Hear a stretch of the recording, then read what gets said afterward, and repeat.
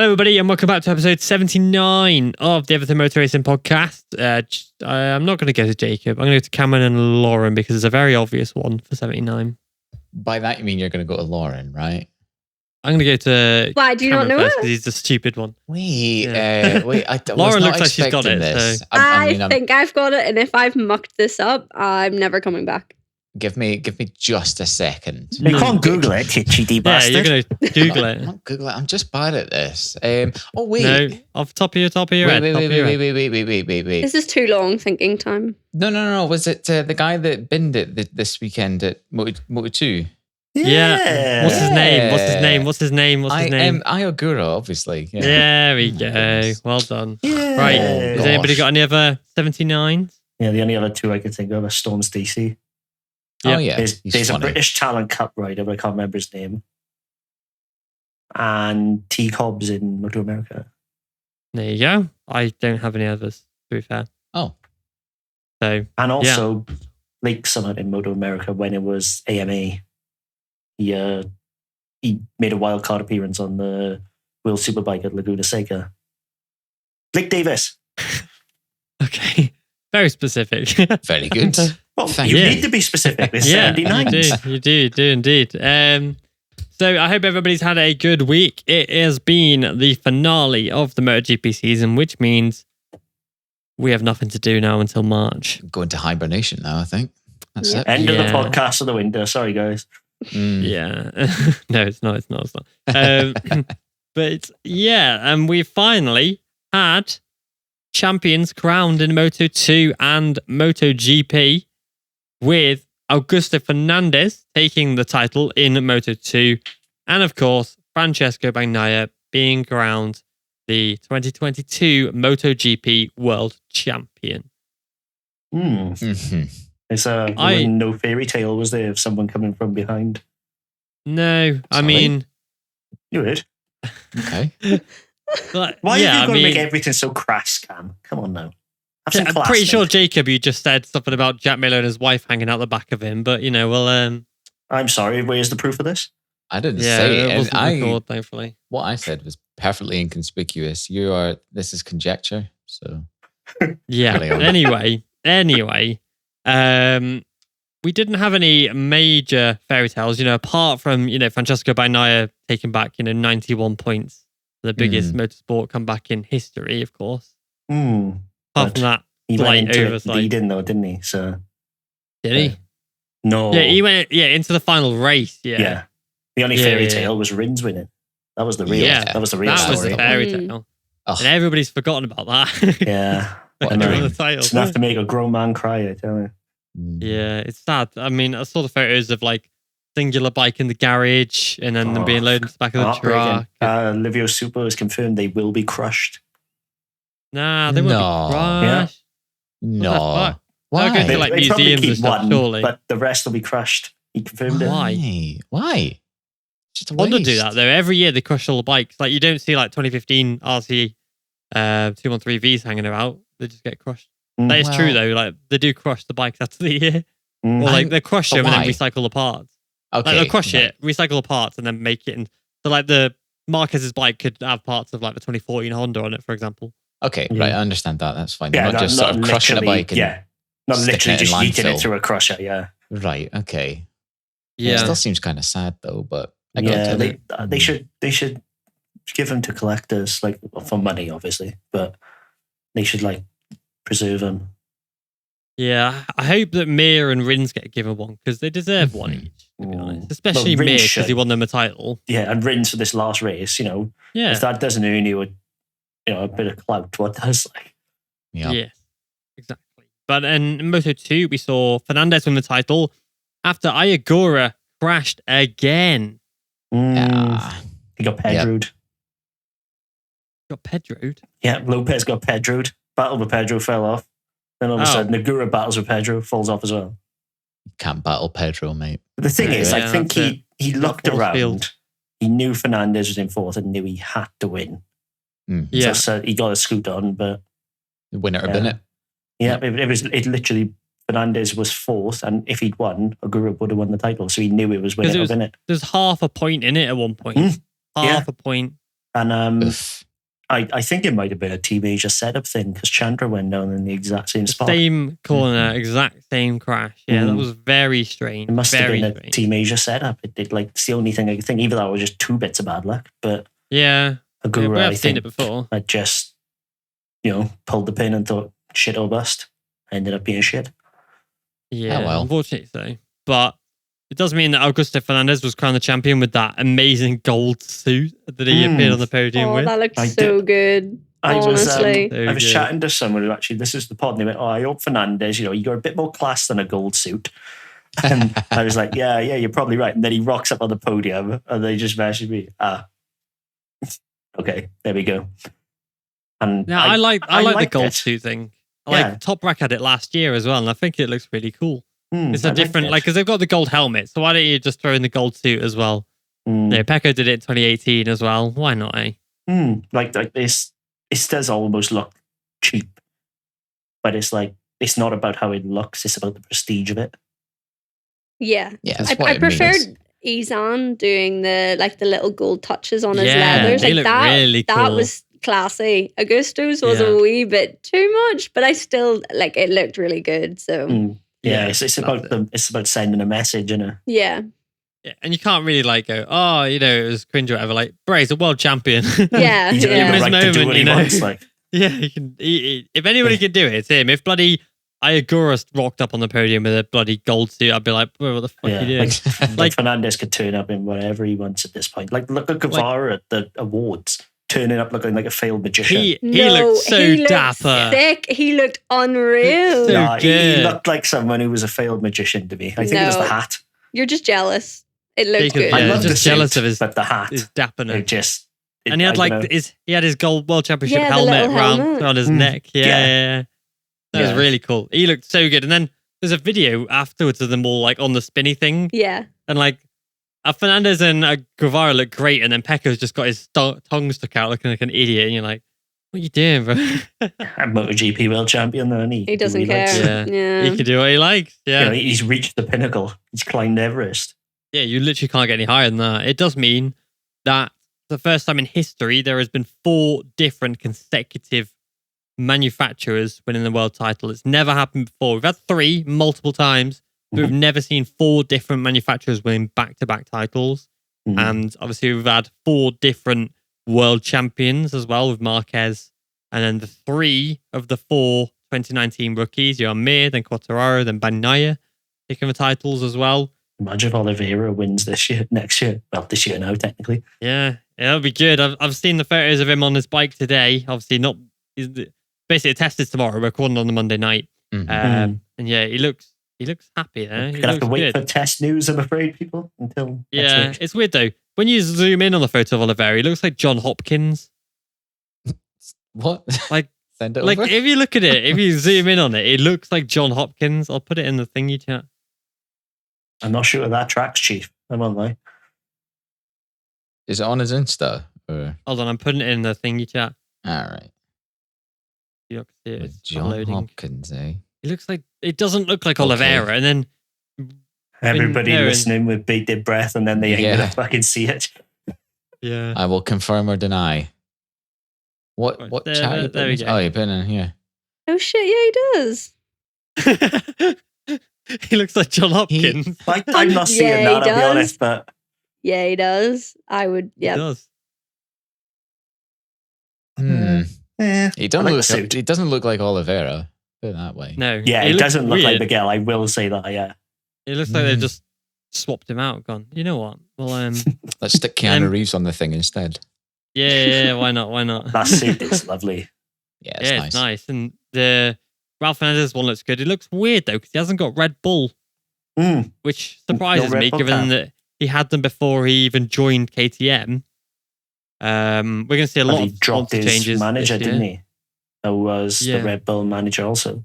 Oh yeah, of course. Yeah, that makes sense. Yeah, because we're going to see a lot of changes. Apparently, Day and Easy have lost top rider. What's his face? Johan Mir is likely to leave AGV because there's a thing where AGV and Honda Repsol don't go together for whatever reason. I think Is I know why- the reason. hold on, tell me in a sec. But like, it's why Paul had to change from AGV and end a 10-year relationship.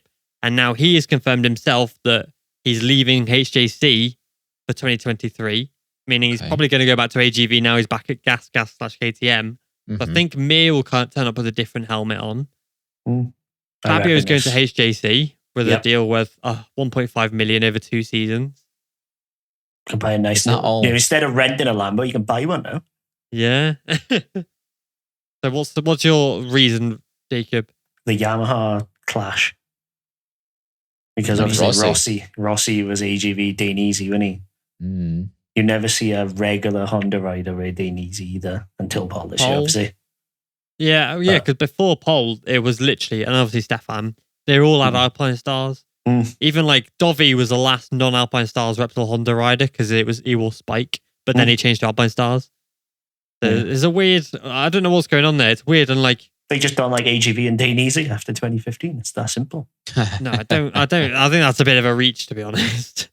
But I don't know what the AGV thing is with Repsol, but maybe we'll see Mir riding it, but I don't think we will. Obviously, he'll change to Red Bull. He's been AGV since Moto2, though, hasn't he? So if he does change, it'll be a hell of a shock. Well, yeah, like Paul changing from AGV was a massive shock. He's been with them for 10 years. But yeah, lots of changes and moves that are going to go Alex Marquez is the one I'm really excited about. Yeah, I think Alex Marquez, he's going to win a race next year. I hope so. So many people are saying it's a waste of a Ducati. And like, yeah, okay, he paid $1 million of Estrella Galicia's money to get in. But if we win a race, who cares? Thing is, Enea could do it at Qatar. You know, obviously they're not going to Qatar first race next year, but the 2022 bike is not far off. Enea finished third in the championship on a year-old bike this year, with some obviously updates here and there, kind of thing. Ducati will probably give Alex Marquez some good results as well. If Alex Marquez does well, there's no doubt he'll get some 2023 parts on his bike. But I think this is sink or swim for Alex Marquez. Yeah, and given he's a 2-time world champion already, I think he'll swim. This will be his 4th year in MotoGP. No, it'll be his 4th year in MotoGP. I think he will exceed expectations. I really hope he does. I think, genuinely, if Marquez doesn't go out fighting next year, there's a chance Alex could beat Marquez in the championship standings. That would be a turn up for the books, wouldn't it? But there's no way to hide now. You know, you've got the best equipment, the best of the best, the championship winning bike. You are the pressure's cranked up a notch because on that LCR, everybody's like, it's LCR, Honda a fact. Who cares? You know what I mean? Like, if you come 17th, it's like, oh, well, that's what it's expected. 17th ain't the target no more. Well, it's going to be interesting to see how he copes with that dynamic. There's 7 other riders on this same sort of machinery. And all of them are capable of winning. Even DG next year, like DG's picked up Frankie Carcetti as his crew chief. That's going to make a massive difference to his setup changes, etc. DG's been a bit strange on social media recently, making comments about him maybe changing a change of career. Fashion. Yeah, he's been despondent, hasn't he, about that'll all change as soon as Carcetti comes in and finds him a second a lap. I'm telling you, it's that's all it is. Because when you're repeatedly smashing your head against a brick wall, whatever job you're in, whether it's racing bikes or whether you're in like a call center, if you're repeatedly smashing your head against the wall and nothing's changing, it's going to get you down. Very true. I think that's what it is. And I think he maybe expected more from himself this year. And then when it didn't happen. He took a pole. Well, yeah, he was unreal. It's not like he's slow. Yeah. And Enea on the other side of the garage is getting so much. I think that's what it was. I honestly think that's what it was. Bikes. Yeah. Has to be. Like, if your teammate's exceeding and what you're doing is still fantastic, but you're not going to think that when you're looking over at your teammate and he's exceeding. You're going to be like, well, what am I doing so wrong? I think that's honestly what it was. And I think next year with Alex, he'll be able to, I think they'll be able to take that step together, the both of them, and get to the front and work well together. Carcetti is going to be a big thing because Carcetti won the championship in 2020 with Mia. He clearly knows how to set up a winning bike. He also is fluent in Italian, which helps. Yeah. Usually, yeah. Honestly, I think DG is going to be the biggest shock of the entire year.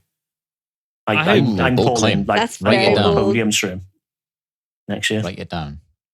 If Carcetti can't fix him, nobody can. Simple. Carcetti is superb, and like I said, like the fact that he speaks Italian as well, which helps because obviously he then can speak his native tongue, which I know will translate well over his Italian team anyway, so that's fine. But Carcetti's really good at what he does. I think he'll slot well into the team. But yeah, I'm just excited for it. I think Pol as well. I think we'll start to see, because KTM, weirdly enough, we've gone KTM all bad. They've done shit this year or whatever. They finished second in the manufacturer standings off the top of my head. Yeah, second, yeah. There was second in the not manufacturers, in the teams. Red Bull, KTM, Factory Racing came second. Ducati were first, and they beat Aprilia in the last race, because obviously Aprilia double DNF'd at the final round. Yeah. Aprilia were third. I am shocked. Surely Slow not. The thing is, like they haven't really grabbed the headlines, but Miguel and Brad have constantly been stuck together all year, just on the fringes of like the top 6, and they've racked up the points. Well, there you go. Yeah, I've got it here. They've not been poor; they've just been there. Consistently mediocre. Well, yeah. So the constructors, they finished 4th out of 6, but only 16 points behind Yamaha in second. And that's because obviously Tech 3 struggled. Yeah, and then in the team standings, they finished second. They beat Aprilia at the last race. Because Aprilia obviously dropped 50 points at the final round where they had the double DNF. Yeah. That what happened there?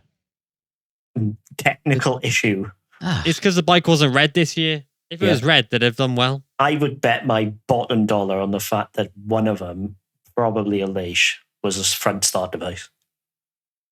Yeah, he said it was something to do with his thing. There we are. Hold on, I'll check the press release. I've got the press release. Quality His journalism. Thingy-majig. Yeah. His thingy jiggy.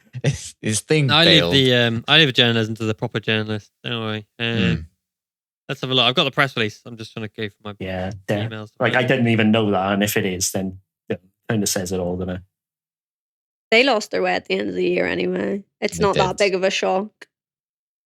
It's going to be so interesting to see as soon as this test starts, it's going to be very interesting to see where 2 KTM riders, both on different spec KTMs, find the Aprilia. Yeah. Because obviously Miguel was, the full factory, the latest bits and bobs, and Raul was just almost a blank slate. Yeah. I've got the press release here. Okay. It doesn't say. The Leish and the Vinales both haven't said. What's the point? They just said they had issues with the settings and things like that, and that they need to improve on the second half of the season for next year. Yeah, front start device 100%, which is going for next year, so no longer an issue. Yeah, thank God. True. Thank God. This rear ones are being kept, but you never hear a rear one failing. The last one I can remember was Morbidelli in 2020. What, the front start device? No, rear start device. Oh, I was going to say, because we've had loads of the front starts this year. The only rear one I could think of was Morbidelli. Do you remember when he... And obviously Brad Binder at Indonesia this year. But consider how many bikes nobody starts Fab, and that's not a bad failure rate compared to the front, especially. Because Zarco's been without it all year. Has he? Because he's testing for 23. He's been without it all year, which is probably a good explanation about why he's going backwards every time off the start. Zarco, every year, Zarco has an outstanding first half of the year and then just forgets about the rest of the season. No, he's the one that gets told you need to try this and that. He gets loaded with all the crap stuff that they test. 100%, that's why. But like Germany this year, it was his last podium. Every year, if you go back through it, he'll get podiums in the first half of the season, then won't get a podium in the second half. What I find weird though is it's weird. He's the test mule, and yet he was the last rider to get the Stegosaurus. Probably because he was because obviously they're testing it. They've got other riders testing that, so they're trying to test to see how they work on these bikes. He didn't like it. I think he did try it. He didn't like it. But he was because Anea was the first rider to get it, wasn't he? Yeah, it's probably. My thing is that because he is testing maybe 2023 parts, and he's got different parts to the rest. They're trying to evaluate how the bike rides without the Stegosaurus for him before, because obviously they've got 3 or 4 free practice sessions, 40 minutes each. So Zarco has to try and test all these parts in those sessions, and you've got to go out and do loads of laps with this one, put a new part on, loads of laps with this one, swap it again, and make sure and try and work out how they compare to one another. And you've got such a small, finite amount of time that he's got to do loads of testing in barely an amount of time, which is why tomorrow we'll probably see him in the Stegosaurus at some point. This is why, like, in-race testing should be banned. Test riders should only be allowed to test. And you should be allowed to just race. Because you could quite easily compromise a whole season just because you've given one rider parts that maybe don't work as well. And how much do they get out of it? How much do they get out of it, though, is the thing. I don't, like, is it actually that worth it for them? Well, that's it. Like, with Zarco, clearly it ain't, because he's not, you know? Yeah. Like, if Zarco was suddenly second half of the season testing new parts and then he was just clearing off, you'd be like, oh, okay, there's benefit to this. And obviously there is some benefit because data rules, but it's like, just leave it to Pirro. Like, you know, Pirro is more than capable. Pirro, how many wildcards do they get now? They get 3, don't they? Yeah, 3 now because nobody has concessions anymore. So 5 concessions, 3. Yeah. So it's tricky though because leave it to Pirro, but at the end of the day, Pirro isn't riding the bike every other weekend. But then it'd be the same for everyone if like, you know, with the level playing field. Yeah. Yeah, but then when you come into a season like Ducati did and the bike is absolutely dog shite, you know, then you need to be able to update it to a certain point so then you can kind of ride it. You know, Ducati won that title this year because they were able to update the bike to get rid of those little gremlins that Pecco was having. And obviously it turned out to be the best for him. But I do get what you mean, though. I do get what you're saying. Like, it's not fair to compromise a rider who, you know, like, let's be real, Zarco is a bloody good rider and there was a good chance he could have been in the mix. Yeah. Like, but he's obviously gone. That's okay. He's getting a fat paycheck to do that. Yeah, he's getting a bag for that. Just whether or not it's okay is not his choice, is it? No, he would leave, you know, if he wanted to be fighting for the world championship. Because I mean, you're getting paid to do that. He's still running up in the top spots in most races. He has to be somewhat okay with it. He's been there for a few years now. I think if he wasn't happy, he wouldn't be there. I'm not saying he's unhappy, but I think the decision should be taken out of his hands. Because, you know, riders will do anything to get that edge. And sometimes the edge might not be as edgy as it looks. So I think it just needs a bit of, like, in practice, it should be setup only. It shouldn't be happening to any rider who's actually in the world championship. It should be, 100% it should be left to the test rider. And then 6 wildcards would probably be better off, like, for everyone. Yeah, it's just budgets and things like that there, and that's where the issues come in. Because like a brand like, say, Ducati, who can afford to lump X amount of money on it, and KTM, who can lump loads of money on it, that's great. But then, like Yamaha, for example, who can't really, it's tricky. And then it becomes the thing of who's got the most budget, like in F1 when it was who was the most budget. It was Red Bull and Mercedes who had billions to throw at these projects. Obviously now they've got the budget caps in place. They don't work anyway, do they? No, Red Bull is still going over it. But catering. I mean, catering. Must have been a shitload of Red Bull. Oh, is that what they said? It was catering that took them over. Yeah, 7 million over on catering. Stuff, oh, right. Okay. No, that makes perfect sense. Fine, carry on, Red Bull. Everything. All that pasta. Sure was. Surely if that makes you go faster. They can throw us a wee sponsorship for $1 million a year. Just a couple grand. A few grand even, you know. Yeah, a few grand a month. Yeah. Oh, yeah. They could probably write it off then. It'd be under the budget cap. Take a tax-free break on that, you know. Yep. Yes. I want to... We'll cover the Moto3, 2 and GPs, and then we'll go back onto tests and things like that, because I do want to talk about it. But we'll cover the Moto3 first, and we'll go on to our predictions. Cameron, don't put the audio in because I had somebody complain that it was a bit annoying. So don't put the audio in about me doing the whole point thing, and we'll just assume that everybody knows what the fuck we're on about. I still don't know what the points are. I would just put it in anyway, just because someone's like come in and put it in complained twice. Yeah, but that's because you're a bit I'm going to put it in slower. I'm going to put it in faster. I tell you what I could do. I could put some kind of almost not annoying background music, but some music in the background so that when you're fast forwarding through the Wii it, channel you know music when or it's something. finished. Yeah, you know when it's finished if you're fast forwarding through. Something like that. I don't know. I could do that, but then also, I'm not getting paid for this, so. Like, honestly, why would you complain about an explanation? That's just. Well, I don't know, but whatever. I'm not hating on the guy. I'm not hating on the guy, by the way. I'm just going to say, like, did they give a reason? I can't remember. I can't remember, to be honest. It just seems stupid. Insert a year, Cam. I'm still working on my way to get it so that other people can play next year. We probably won't have like a live leaderboard. So we probably won't have a leaderboard where everyone can submit their own things. But if you want to play along at home, you're very welcome to. We could have a Patreon. Do it that way. You want to take part? Chuck us a couple of quid. Let's go. Yeah, to be fair, considering we're not making any money out of it, I might put it on the Patreon. Because we are thinking about Patreon. If you think the Patreon is a good idea, please let us know. Like, please, if I get a cut.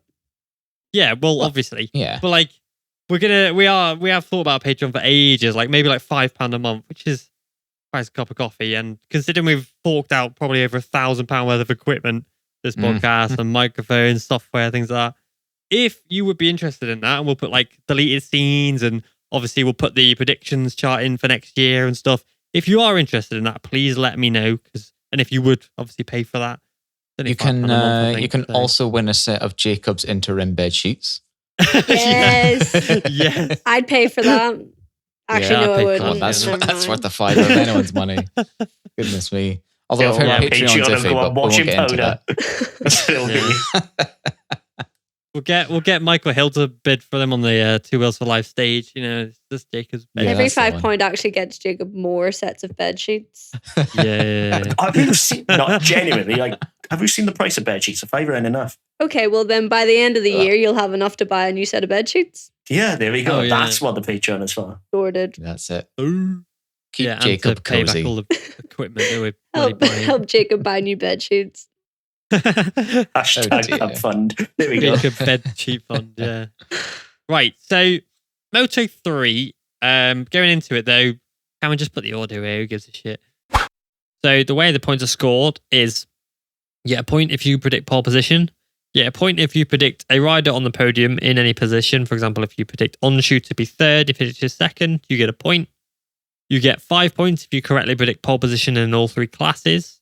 You get 5 points if you correctly predict a rider on a podium. For example, if you pick Onshu to finish third, he finishes third, you get 5 points. If you correctly predict the winner, you get 10 points. If you correctly predict all three riders on the podium, but they're in the incorrect positions, you get 15 points. You get 20 points if you incorrectly predict the riders on the podium, like you would for 15 points, but get pole. If you correctly predict the riders on the podium in their correct positions, you get 25 points. If you correctly predict all three podium riders on the podium in their correct positions and get pole, you get 30. And if you can do that for all three classes, we'll give you 100 points. Anyway, going into the weekend, I led with 321 points. Cameron second with 260. Jacob third with 186. Ryan fourth. I still haven't asked him for the freaking things. I don't even know why I keep saying his name. He's not going to be on it next year because he's useless. Lauren, I'm joking. Wow. He doesn't even listen to this podcast, to be honest. Lauren in last with 71, but given you've only done 6 rounds, it doesn't really matter. You've done very well, to be honest, to get to this point. Yeah, I know. And your final score is actually bloody respectable, to be honest. So Moto3, Izan Guevara put it on pole for his final Moto3 race. Why did I doubt avoiding him? A disaster in like 5 years' time, so he drops back to Moto3 like Fernandez does every 2 years. So Moto3 pole position. Myself and Cameron went to Saki. Jacob went Garcia, and Lauren went for Izan Guevara. You. Yeah, buddy. Well done. Never doubted him. Nope. And on the podium, it was Izan Guevara who won the race, won his final Moto3 race. Onshu, second place by 0.036 seconds. So close. And then Garcia in third place, Garcia's third place means he has won a 100% Valencia podium record in Moto3. He's got on the podium every year he's raced in Moto3. And this year was his worst result. He won in his rookie year. Then got second, and he won last year, I think. So yeah. Third place, I went for Foggia. Jacob went Artigas. Which I can understand, to be honest. I can understand. Cameron McPhee, fortunately, didn't get it. And Lauren went Garcia in third. So Lauren gets 5 points. Oh, nice. I didn't realize. I thought I'd got that wrong. There you go. Wow, what a nice surprise. Hell yeah. Yeah, my second place was the stupid one after the Saturday shenanigans. I can't remember. So I went for Guevara second. So I get a point for that. Jacob went with, Masia. Who is Moto3's world champion. Moto3's boxing champion for this year. Last year it was, of course, Jeremy Okaba, and this year it's Jaume Masia. Did you see the swing? It was actually a cracker. It was open hand slap. Yeah, it was a slap. It was like like you could see Toba's entire head just go blip. He did send him a bit flying, to be fair. Yeah, there was some force behind it. There was some real anger there. But it was just a bit of an open hand, like. Oh yeah, it wasn't like a full-on, deku punch, but it was enough to I was really surprised because normally, with full gear on, it's very hard to move another rider, isn't it? Toba pushed him first, so I think it's fair game for Masia. On the head, didn't he? You fucking idiot. If I was Masia, I would have gone for it. I would have mauled him to the ground if I was Masia. Yeah, it's final race, but then of course both are staying next year, and so they don't want to risk too many penalties. True. If that'd been McPhee, he would have just been on kicking the shit out of him on the floor, beating them up. Yeah. McPhee is. I heard a rumor that he's going to Ten Carter next year in World Supersport. So that's a rumor. I thought it was Triumph. Yeah. Yeah, no, because Simon Buckmaster did say that McPhee was on the list, but he can bring 300 grand of haulage money, can't he? So very nice. Cameron went for Moreira in second, and Lauren Sasaki for the winner. I went with David Almanza because screw it, why not? It's Valencia. He won the race last weekend. Technically won the race last weekend. He did. Well, no, the weekend before. Sorry. Yeah, but he technically won. He didn't cross the line first. He's mad. Yeah, that's true. I didn't watch the races. Where did he finish? 25th. That's all right. He won the best helmet. I thought Aleix had it with the dinosaurs, but then he turned up with a Lightning McQueen helmet. Yeah, and I was like, cool. oh yes, amazing. And then win. Jacob went Garcia. You got on the podium, so you get a point. Cameron went Foggia, and Lauren went with Guevara. Wow. So Lauren took home 16 points. Not out of the park. Very nice.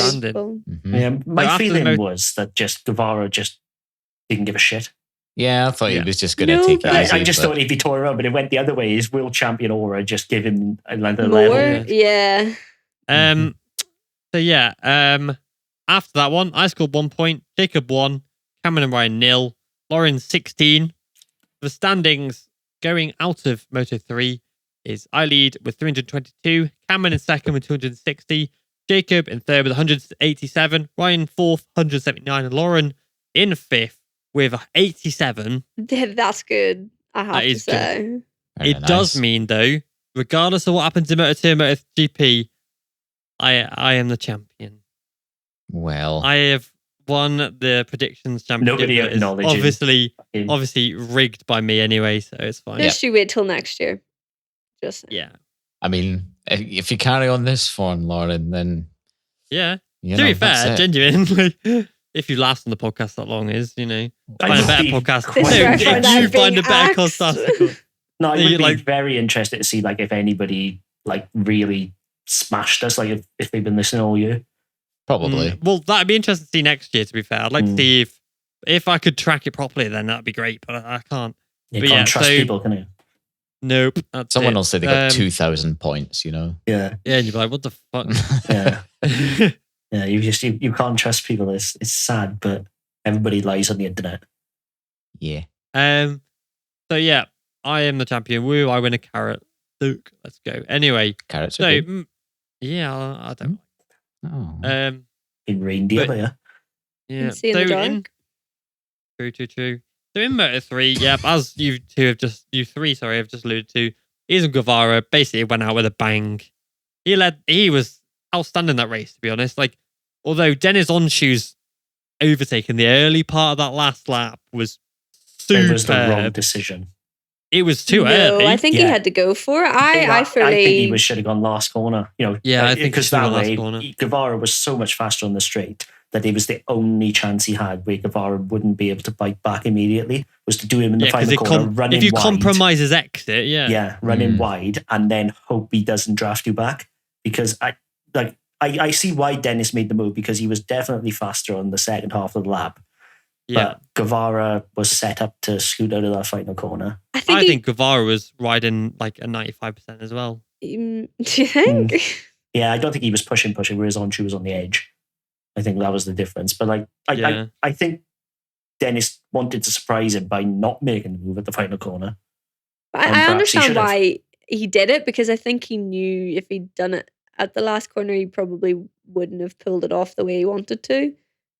So he did it early. It was probably his better chance. Like, he did it where he was comfortable to do it, which is understandable. Like going for the final corner, there's a good chance that both of them could have ended up in the gravel because this Valencia final corner. It's happened many times. But I think hindsight's a wonderful thing, but I think it was the wrong move. He should have just waited the final corner and tried to run Guevara wide. It's the only option.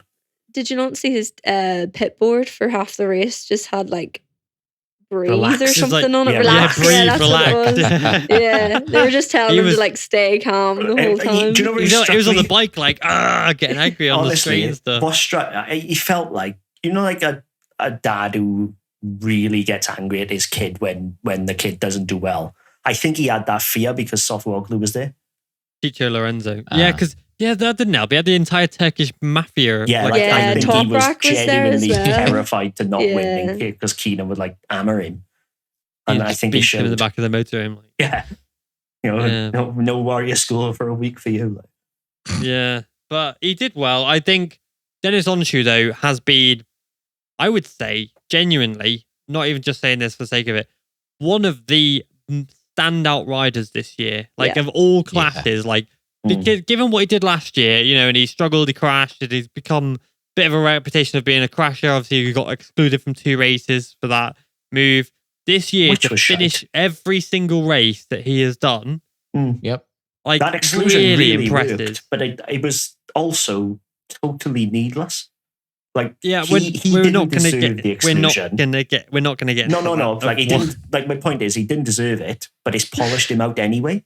Yeah. I think it's done a good thing. It's actually done a good thing. It has. Yeah, it has. And he's superb this year. And yes, he's a bit too big and for Moto3 now, and I really would wish he had gone to Moto2 next year. But if he's got a chance of a title next year in the IO squad, I think he's got to absolutely send it. Anywhere, he'll be with IO, won't it? And he'll put himself in a great position to then move up to IO Moto2 for 2024.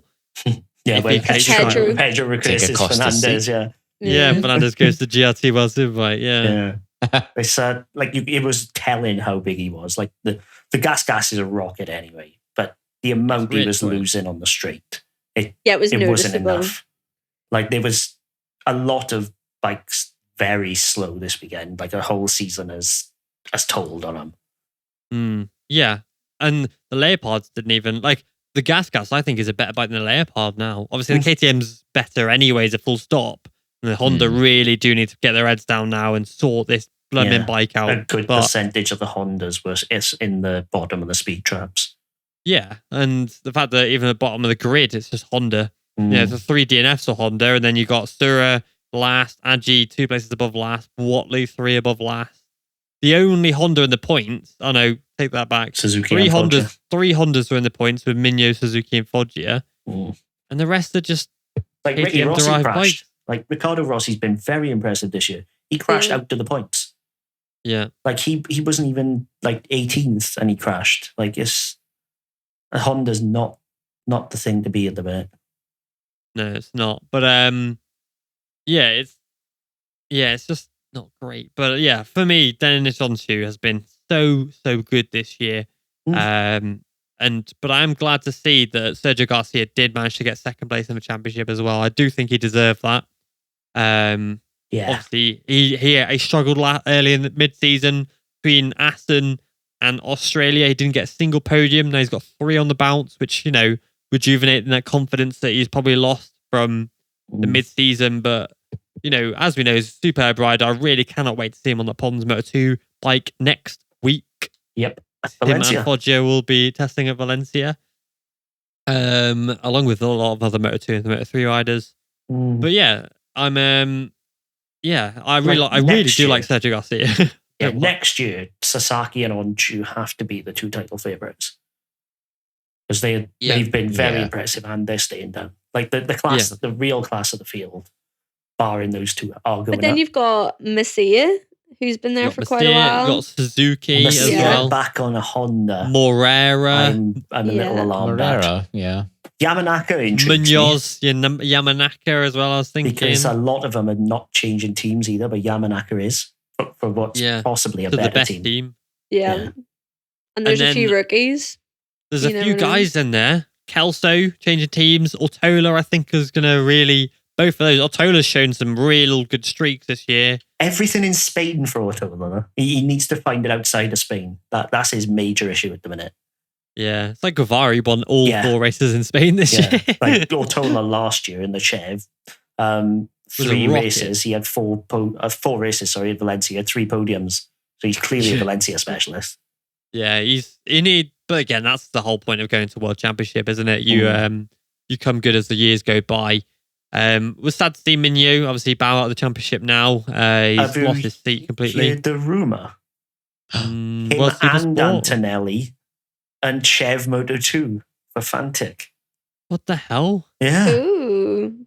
I've not heard that. So Antonelli, we know is going to Chev. But yeah, Mignot alongside him. I didn't know Antonelli was going to Chev. Yeah, Chev Moto2 on Fantic. And then obviously... Is that confirmed or... I don't know officially confirmed, but... I haven't seen any confirmation. Because of Borja the Gomez. thing is... Yeah, so Antonelli is actually on the 2023 Moto2 grid on the provisional sheets. But a rumour came out on Sunday morning that said that Borja Gomez, who's only done 3 Moto2 races, will replace Antonelli for next year. To be fair, on a 3-year deal. Superb. Yeah.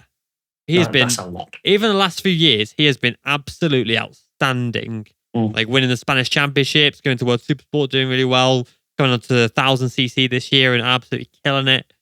Like, he deserves it. And Antonelli he's young. Didn't do himself any favours this year. But yeah, apparently it's going to be Meg and Antonelli on Fantic branded Chev Moto2 bikes next year. So that'll be super interesting to see who's better of those 2 if it does happen. Yeah, absolutely. I'm just trying to find these entry sheets. Yeah, well, we know entry sheets don't mean shit because Salvador was on it last year, you know what I mean? Yeah, but I still want to just go through it. So let's have a look. Yeah, so Carrasco stays. She must have brought another 500 grand. That was what I wanted to bring up a little bit. What the fuck is a Carrasco doing on the entry list? 500 grand, but... like, I don't want to sound like a sexist or whatever, but this is... I think it's fantastic that we've got a woman in the World Championship, right? It's fantastic for all the girls looking up and going, holy shit, I can make it. There's a girl doing it. I can do it too. But she's... Just because she's a woman, she shouldn't be immune to criticism. Yeah, for the lack of a better word, she's fucking shit, mate. Yeah, no, she's not. Alberto Sura did 1 year this year and he's out. Why the hell? And she was battling with him. Why is she back? 500 grand. That's all you need to know. Jose Bo is a greedy bastard. 500 grand. It's that simple. Like it feels harsh because she is a world champion and I'm sure in the World Superbike paddock she'd do great.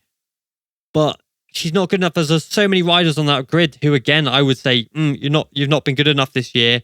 You should probably go. Adji, I probably wouldn't keep. Watley again after 1 year, probably wouldn't keep. Yeah, the thing is, as well, she's Moto3 size. She should be making the most of this. It's a very, very strange one. But even in Moto2, there's riders like, what the hell's Kota Nazani doing there? Yamaha there's a lot of riders. That's why Mazzani's there. And like Antonelli shouldn't be there really, and I'm glad he is going, to be honest, because he's... Yeah, I expected more of Antonelli. I really did. Yep. Mm-hmm. Someone's going to be at the back, though. Someone has to be at the back. But if you're at the back but still performing, then there's a path to get better. But when you're just consistently at the back and quite the way off, then at some point you've just got to rip the Band-Aid, haven't you? And there's a thing of like, somebody has to be at the back, of course, but she has made over 60 Grand Prix starts now and has scored points in 3 of them. The thing is with Anna as well and Watley at the start of the season, they were like 30 seconds off the next best guy. And that was the problem. Like if they have closed the gap. Yeah. They have closed the gap. There's some improvement, but it's still not enough to be still 10 seconds off the next best guy. They need to be in that group at the very least. Yeah. I think it's the same in Moto2. With Anna, I honestly do think no matter what she did or how she performed, she's going to get extra shit on top of everything. It's annoying that she hasn't taken that step up. I agree that she has not performed this year, but I don't know. I feel like even if she was performing, she would still be getting shit. I mean, in equal sides, she would also be getting more praise. Oh, if she was doing 100%. Well. It's not just all bad. But I want to hear from your perspective, Lauren, because you are a girl. She is a girl. Like, for you, what do you think? What's your opinion on this? Should she be there? Should she not? What do you think? It's a weird one. I don't like the idea of her being there on that she brings a lot of money because I just don't like. I don't like that in any sport. If it was happening in Formula 1, I'd think the same thing. If a woman was just placed in there because she brings lots of money and sponsorship, I wouldn't want to see it. It's a weird one. I love seeing Anna out there, but I think maybe more needs to be done to get more women funneling up anyway. And I think that's more beating a dead horse. Yeah, that's where I have issues. I think it's more just of if she doesn't perform, then I wholeheartedly agree that she shouldn't be there. Is she just there because she's brings lots of money and the fact that she is a girl and it's good for the sport? I don't like that side of it, and I hope that's not what it is. But it's nice to see her. I can't see past it being money though, because she's not pro the performance. It's that simple. Like if you're judging her against her peers. But then that's all it comes down to, is that more needs to be done to get more women into these positions, and that's what Declan said, beating the dead horse. We know that it's the fact that we need more women. Yeah, because the fact that Maria Herrera made a wild card, because Maria Herrera is great, she's fantastic, but she's now a mid machine, I would say, mid capacity specialist now. So 600 cc's, your 1000 cc's, your Moto2s, that kind of thing. So to then drag her back down. But then that's the same with Anna. She shouldn't have gone to Moto3 at the start of the year. It's because there's no women ready to make that step. I think the only girl I can think of off the top of my head who, in a few years, given the right resources to grow and develop, would be Kala Yakov in the Moto America. She is a pocket rocket. Yes, but again, superb. It's a size thing as well, isn't it? But not even, because if you look at it in the way that most riders have some sort of path through the grassroots right up, and then they get themselves into a world championship, wherever it ends up being. These girls have to do it such a roundabout way just to get anywhere. This is what I say. We need to go back to grassroots and have the same amount of women, or whatever it ends up being. The same route even would be a good start to get women from the grassroots and moving their way up in a logical way from the start to world championship. That's where the issue is. And that's where the issue with Anna lies and Maria lies, because they've had to go, because no one's doing it. There's no one's putting money in it. Yeah, but what is stopping a little girl, say 10, 11 years old, entering the Ovale Cup? Culture. And then stepping up to the European. Who's funding this? Yeah, but that's what I'm saying. Who's funding the boys as well? It's not like there are things against women. No, not against, but there's people I know that are racing at the minute that don't have the money, don't have rides. They are so talented, should be winning all sorts. but they don't have sponsorship, and it's the same. It's going to be worse for a girl trying to get sponsorship. You can't tell me otherwise. People aren't putting the money into it. But it's not like there's not things in place if you have the money, boy or girl. Yeah, but it's a law of averages thing as well. It's the law of averages as well. Like there's just less for every girls girl, encouraged. 30 boys. But exactly. If I wanted to get into racing, my family, I'd never make it anywhere. I would not make it out of Northern Ireland. I doubt I'd even be able to race in Northern Ireland. It wouldn't be possible. Racing is an expensive game. That's the problem. Mm-hmm. Like if a girl comes along with talent and money, there's nothing stopping them from actually making it. That's the thing. It's clearly not happened, though. There just needs to be clearly there's not been something ready yet. Then there just needs to be, I think, additional support, which is why I brought up like Kalayakov, because she's been given opportunities to race in the R3 Cup this year. She was brilliant at Portimao. She did the R3 Cup at Portimao and got on the podium.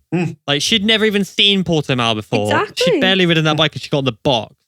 They did pick another rider over her because they had outperformed her and things like that, which again, I think that's a good thing in the way of the fact that they're not picking her based on her gender.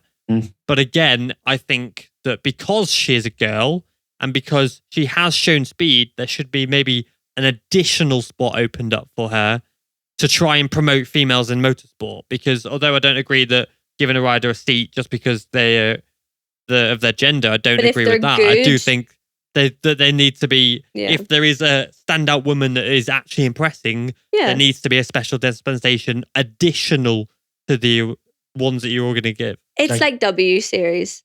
That had such a good way of getting women in the right cars to progress up.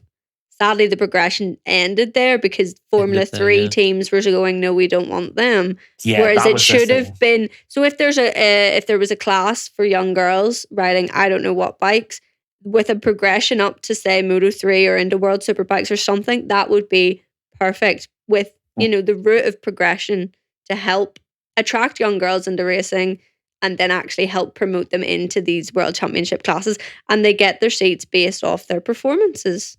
Yeah, the F1 have not missed many tricks over the past few years. Yeah. But they should definitely have made an F3 seat mandatory for the W Series winner. The winner, yeah. Like they do 100%. With every other male who wins the class. It should have been a mandatory thing of they step up, and if they can't cut it, then that's on them because they've been given the opportunity. Yeah, they get a year, they get 2 years, they don't perform, that's on them. They're out. Yeah. I fully, wholeheartedly agree with that. If they get the chance and they're crap, then yeah.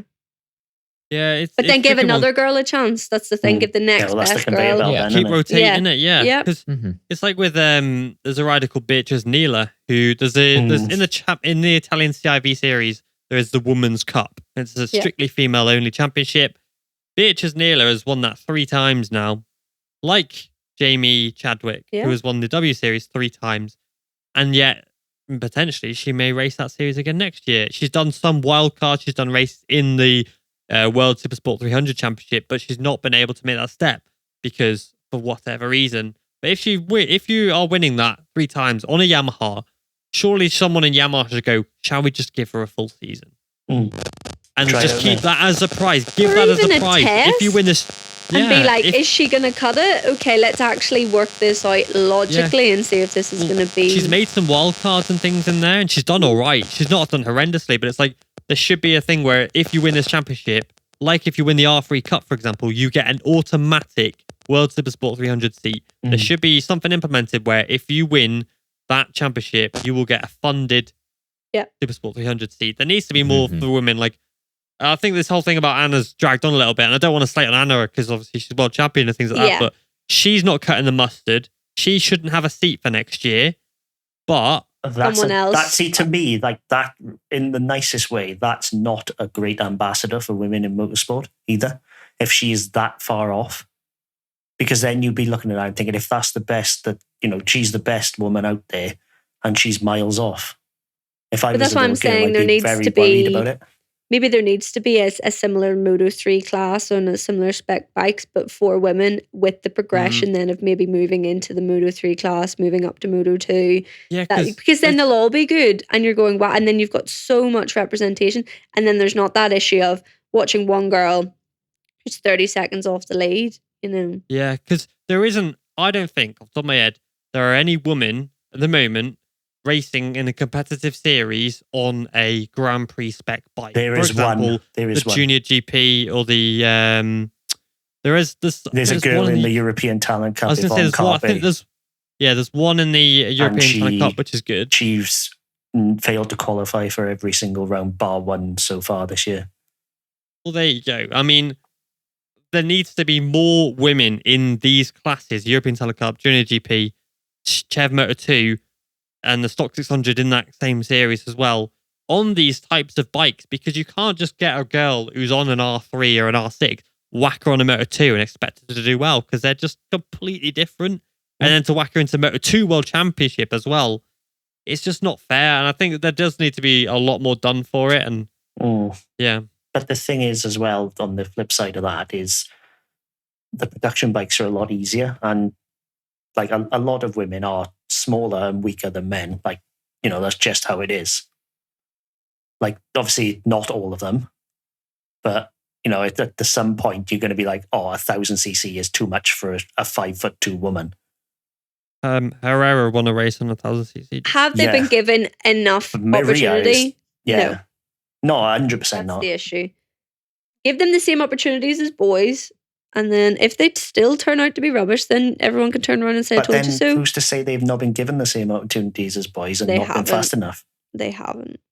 There's a lot of issues in sexism as well, like Shani Pinfold, who retired because of sexism in the racing as well. And like, there's a lot of issues, I think. So we don't know how many girls are like getting tests and not cutting the mustard, you know.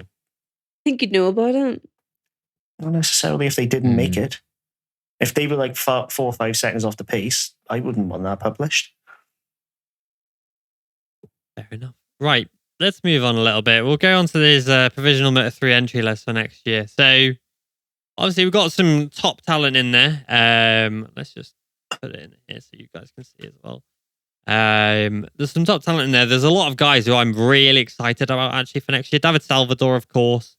I think he's going to do really well. Asman as well, who's been pretty good this year on the Honda, which, again, we know the Honda's not very good. David Alonso, I'm glad to see finally stepping up.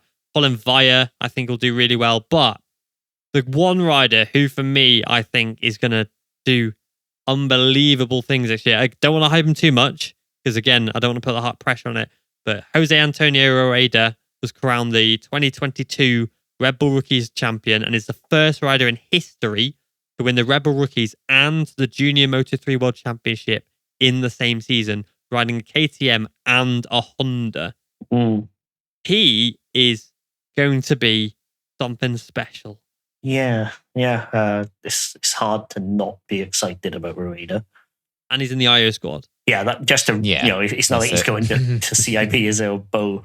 He's going straight into the squad. The factory team. It's very, very difficult. I think next year will be. I'm not saying he'll do an Acosta, but there's a good chance he'll win. I think he'll be. I tell you who's going to be the biggest, like, shock for me though is Farioli. I think Farioli's going to win multiple races next year. He is fantastic. Outright speed. He's obviously wildcarded at Valencia. Like in terms of outright raw speed, he is probably the fastest rider on that grid this year. But whether he got the rest to put it together in a world championship to win a race. Well, because he wildcarded at Valencia and finished 19th, which, given the fact that it's a wildcard and he was battling with David Salvador as well, literally like 0.05 seconds between them close. You know, and he beat Lorenzo Fellon, he beat Joel Kelso, who was winning races last year, he beat Jamie. And Salvador was on a current bike. He wasn't wildcarding on his normal bike because he was in the NTA squad replacing Nepa. Yeah, which is a completely different bike. And then obviously Farioli was riding the new KTM that he hasn't been riding all year as well. So the pair of them have done really well. Colin Vire, I think, is going to do really well. He's come on leaps and bounds this year, the Dutchman. He's already too big. That's my major issue very for him. tall. He's a very tall boy. Yeah. Like he's like, you know, proper gangly. It must be a Dutch thing. And we've got Romano Fenati coming back. Oh, I forgot about that. That's it. Championship Championship's is over. an intriguing one. Vettel on the Honda. Yeah, if he can make that Honda work, he's going to look like a god. You know what I mean? He rode for the Stitch squad, didn't he? And he was all right. But he was better on a KTM. He was really good on that VR46 KTM. To be fair. Yeah, that was the 18 bike, wasn't it? Yeah. Yeah, and like I think everybody who's moved to a Honda is downgraded. Like Vettel is probably downgraded. Kaito Toba. But Toba's a strange one. A really strange one. He has all the promise in the world, and he's just... But he did win on a Honda, but to go to 658, what a strange move. Yeah, he was in IO a few years ago, don't forget. Yeah, it's a really odd move to go to 658. He's had a strange career, to be honest. Yeah, this is last chance. Like, this is it now. If he doesn't win, even come close to the podium, it's game over. Furasato's going to whoop him. Furasato's going to whoop his ass. Look at poor old Yuki Cooney. Like, Yuki Cooney now is struggling away just about getting podiums in the Japanese Superbike. And I guess he got a podium as a rookie. That's not struggling, I wouldn't say. But when he's having his off days, or he's like 12th, And I can see Toba doing the same thing. Yeah, I don't know, but yeah, Toba's a strange one. But let's move to Moto2 now. We'll actually quick recap on the Moto3 race as well, though. Obviously, Munoz was 7th. Fernandez in his last Moto3 race finished 6th. Don't know where he's going to go next year. No news at all. Nothing. I reckon if there's no rumor, CV Moto2. If there's no rumor, that normally means Sofa, doesn't it? That's the problem. Yeah, we have Moto2, I think. Yeah, it's Star Super Sport now. Yeah, something like that. And in the final Moto3 standings for this year, it was Izan Guevara crowned champion with 319 points. Sergio Garcia 2nd, Foggia 3rd, Sasaki 4th, Onshu 5th, ahead of Jaume Masia on the IO bike. IO, obviously, Masia 6th, Suzuki 7th, Morera, Rookie of the Year in 8th place. Nice. That's real Andrea good. Andrea Minio in 9th, Holgado 10th as a rookie, really good. Then we'll go up down to 20th. McPhee, P11, Yamanaka 12th, Munoz, rookie, missed first 7 rounds, 13th. Rossi 14th, Tato 15th, Artigas 16th, Otola, rookie, 17th, ahead of his teammate Napa, who did miss the last 2 rounds because he broke his leg. Toba 19th, and Adrian Fernandez in 20th. I've just had a thought for Fernandez. Uh-oh. You're probably right about Chev Moto2, innit? Because obviously the Aprilia squad. I wonder if Raul can pull some strings. Oh, yeah, because of the Max Toff race. Yeah, there last weekend. Big up, Max. Yeah, that's great ride. I just thought then. Crash. It's a good chance. Like. Yeah, but potentially because obviously they got rid of his name, Mattia Ratto. Yeah, and Tommy might be back though because he's Aprilia. But yeah, so moving to Moto2 in the predictions game, we did shit. So it was Lopez who got his first ever pole position, first in all classes. Mm-hmm. What? Yep, I went for Gura. Yep, I went for Gura. Jacob Canet. Acosta went for Cameron. Wrong way around, I know. Yeah, he's still predicting Cam now, is he? Yeah, and Lauren went for Fernandez. He's a man of many talents, that Pedro Acosta, I tell you. Mm-hmm. I mean, Cam, you must have had a hell of a podium but last week if he predicted you. Guys, I have had a weekend, let me tell you. Bloody hell. So it was Arbolino in 3rd place. I went for Dixon, Jacob Arenas, Cameron Vietti, who crashed again, and Lauren with Acosta, who won the race. So Lauren gets a point. Arenas was not a bad shout. No, it was all right, to be fair. I went for Fernandez, who got second. Jacob went Lopez, who crashed out. Cam went Dixon, and Lauren also went Lopez, who crashed out. So I get 5 points. I went for the win for Lopez, who crashed out. Jacob and Cameron went Acosta, so you get 10 points each, and Lauren went Fernandez, so Lauren gets a point. So the points for that one is Ryan with 0, Lauren with 2, myself with 5, and Cameron and Jacob with 10 apiece. Yes. Meaning the standings are now 327 for myself, Cameron 270, Jacob 197, Ryan 179, and Lauren 89. Very good. Yeah. So, what the fuck was Alonso Lopez doing? He was on one. Wanted to win that race, didn't he? He wanted to win that Rookie of the Year, didn't he? Yeah. And every corner, man. Yeah, it's if he had the confidence to do it, great. But he was far too greedy when he crashed. He was desperate. Yeah, he was far, far too greedy. Did you not just see him lie down when he crashed? Yeah, he just lay with his head in his hands. Like he why? He had room to go, stand it up, run into the penalty lane and recover. But instead, he tried to grab that brake, and it's not going to work. Not on the outside. Well, he got a flipping conduct warning on the opening lap after clashing with Pedro. Yeah, I thought he was going to take Pedro out. Honestly, though, there was going to be a fight part 2, to be honest. Like Dixon and Fernandez in Sepang, I don't think it was over the line, because I think Alonso Lopez would have made both of those turns. Bro, he nearly smashed into Pedro. Like, literally, there was contact. Yeah, I'm pretty sure there was either It was contact, and he took him to the edge of the track too. Like, it wasn't just like it was worse. He cost him position. Yeah, it was worse than Dixon. I don't think he would have gone off without the contact, though. I totally understand the conduct warning, and it was totally justified because it was a stupid move. Which one? There was 4 of them. He nearly hit Pedro a lot of time. The first one, it was dumb, which got him the conduct warning, sorry. But I don't think any of them were over the line. If he had taken Pedro off, it would have been over the line. Yeah, that's it. But that's what I'm saying. He didn't. They both made the corner despite the contact. Yeah, but I don't think they were over the line. The contact rule is, yes, he didn't take Pedro out, but his moves very easily could have, which is why he got the conduct warning. And that's why he got the conduct warning, yeah. And if he had taken Pedro out, you'd have been saying that they were over the line and all that. But yeah, because they would have went down.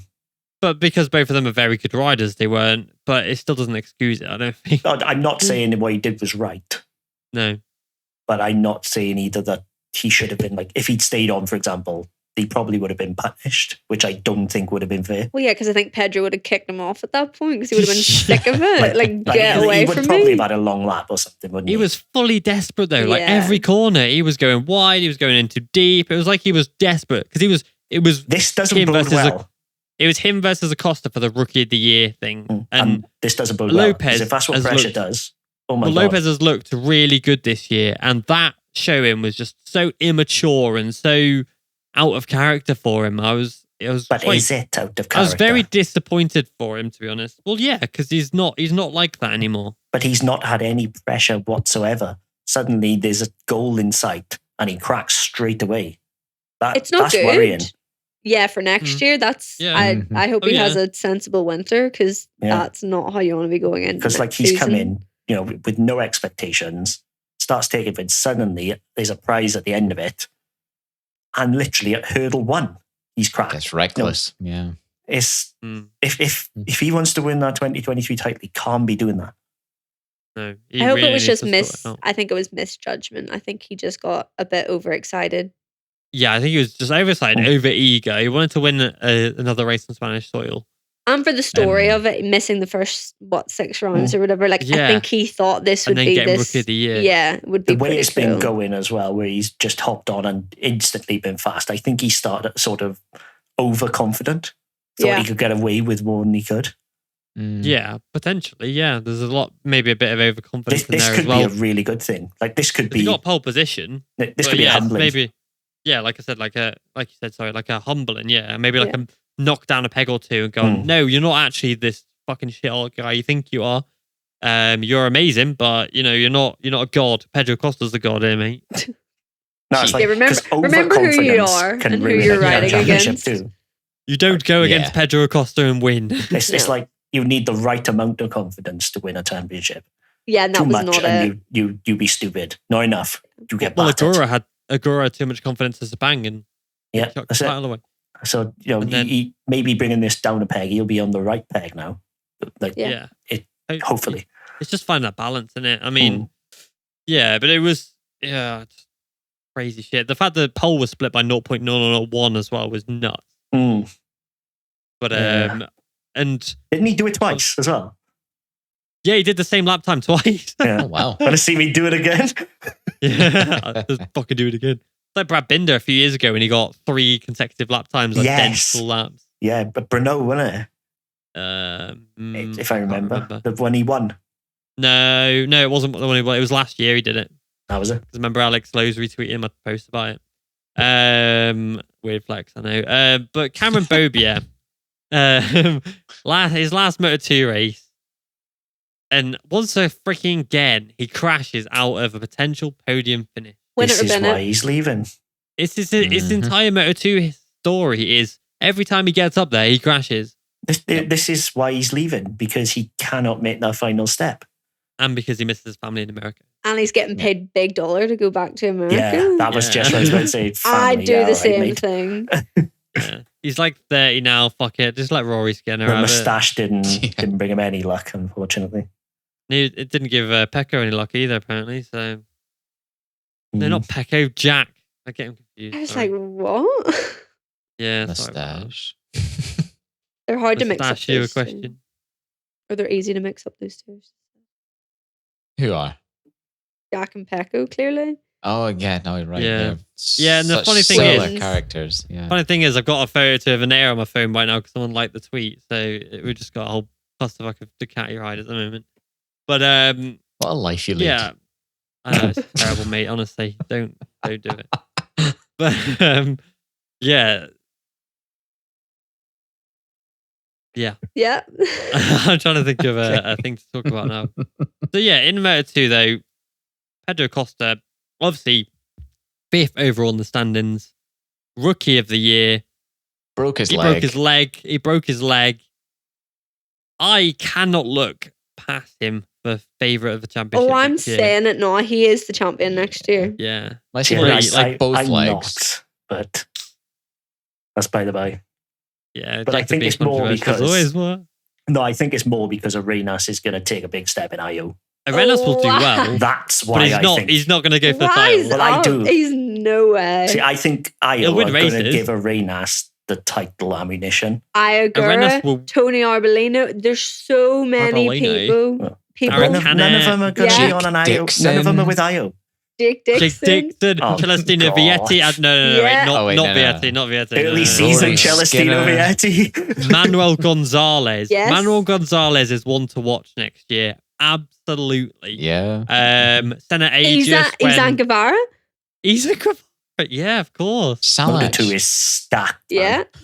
Well, Senna Aegis when Sam Lowe's gets sacked and he comes in 8 races. In and wins every race and wins the championship, you know. Yeah, Senna did superbly this weekend. He absolutely outstanding. Top 10, finished 9th in the race. Yeah, beat Schrotter. Not only that, Borja Gomez in 12th as well. You know, he was about 7 seconds off Alcoba in 8th. Yeah, like that's outrageously good. Like, granted, he'd been there last weekend and did very well. But if that's the level of Chev Moto2 at the minute. Which makes me... I'm surprised we didn't see Lucas Tulovic get a wild card this year, to be honest. But I'm very excited to see Tulovic because he got absolutely minced by the Speed Up boys back in 2021. And so when they're out of the picture, yes, of course, he's going to make that step and win the races. So I'm very intrigued to see how he would now compare to them.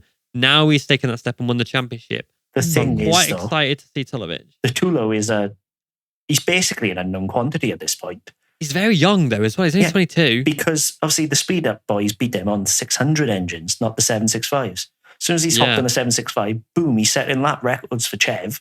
Well, didn't he? He either finished first or second this year. Every single race he was first or second. He wasn't doing that on the 600. This clearly is more suited to him. They're going to have Husky factory support, which is basically KTM factory support. Yeah. Tulovic could do something special. Like, genuinely could. So. Like, Moto2 next year looks healthy. Don't forget, he's already got 5 years, basically, of World Championship and Chev experience, and he's only 22. Yeah, because he rode the KTM for the Kiefer Racing Squad back in 2019, 2018. And rode for Forward for the second half of the year in 2018 on the Suda. Yeah. He's been around the block already. Yeah, he's got a lot of experience. I wouldn't write him off, to be honest. I think he could beat Binder next year, genuinely. Yeah, I could say so. But the rider for me, I think, obviously, cast aside the best ones, Manuel Gonzalez. Given that he's a rookie this year, and he has just come on leaps and bounds. The last 3 races, he was what, fifth, 6th Yep. He's a rookie. Good. He's come off of an R6 onto this bike. He doesn't really like the Dunlops because they've got a tiny working window. Like, it's something to adjust so well. To. I tell you who I'm most excited for next year, though, out of everybody. Alcoba going back to Gresini. Yeah, Alcoba. That could be a clash of... Well, as we know, Alcoba hasn't changed if you ask Mattia Pacini, so... It was ridiculous. It was genuinely ridiculous. See, now that was a move that was over the line for me. You know, there was no gap there whatsoever. No, that was stupid. How do we think Dennis Foggia is going to do? Shit. Medium. Mediocre. I would not be surprised if he's outside the points for a good amount of the year. But I think it's a towel chance as well. I don't think Foggia has it. Never have. What about Sergio Garcia as well? I think it's given that Guevara will do well, but Garcia, because he's a bit smaller. Yeah, that's what he's going to need a year to bulk, isn't he? He's just, unless he goes mad in the gym over the winter, he's going to need a year to adjust to everything. I think that's the downfall of Garcia and Foggia. And Lorenzo Della Porta, we've already seen. Small world champion specialist in Moto3. Jesus Christ. But hasn't made it work on the Moto2. Somehow has a seat for next year. But look who's with. Didn't he? Yeah, he brought money. And so I do worry that they can't make the step, because you see Danny Pedrosa do bits on a MotoGP bike over the years.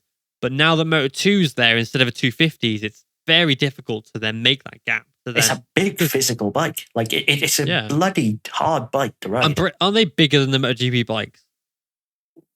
Or size-wise? Yeah. Yeah, the K-Lex is huge.